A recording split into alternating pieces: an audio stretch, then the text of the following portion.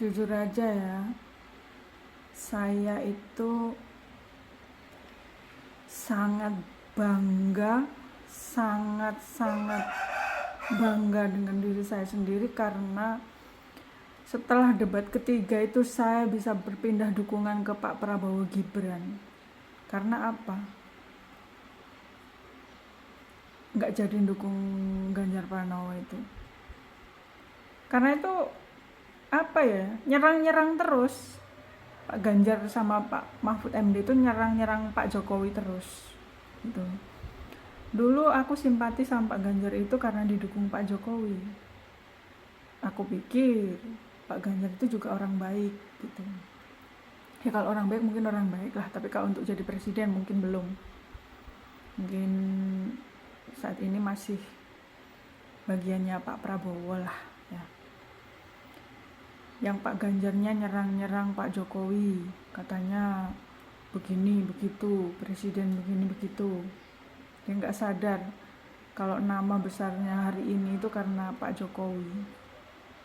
Terus Pak Mahfud MD yang ngatain Mas Gibran itu anak haram konstitusi, bahwa dia akan seumur hidup dicaci maki, seumur hidup dipandang buruk oleh rakyat Indonesia.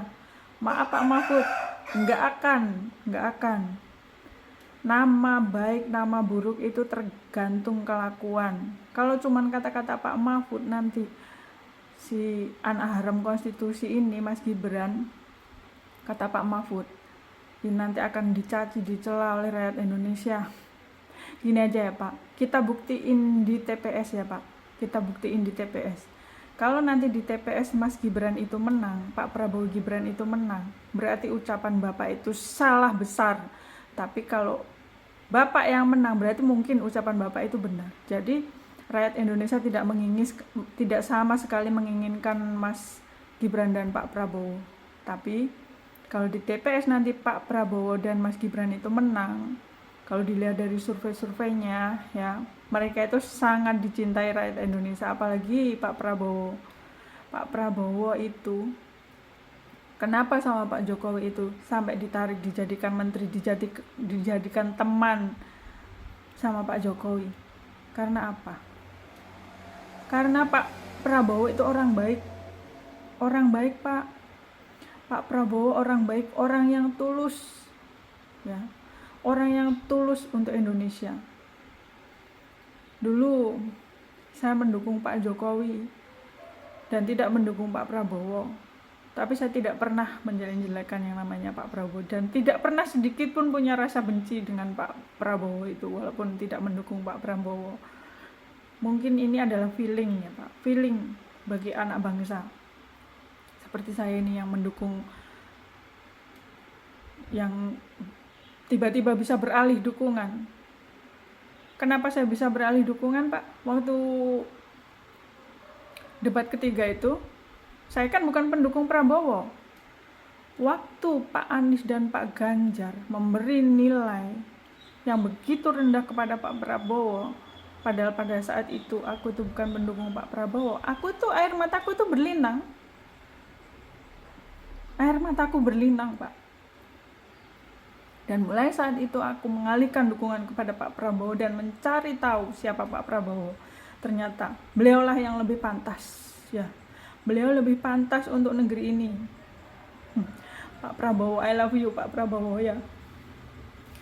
Nomor 2, saya akan menangkan nomor 2 di keluarga saya.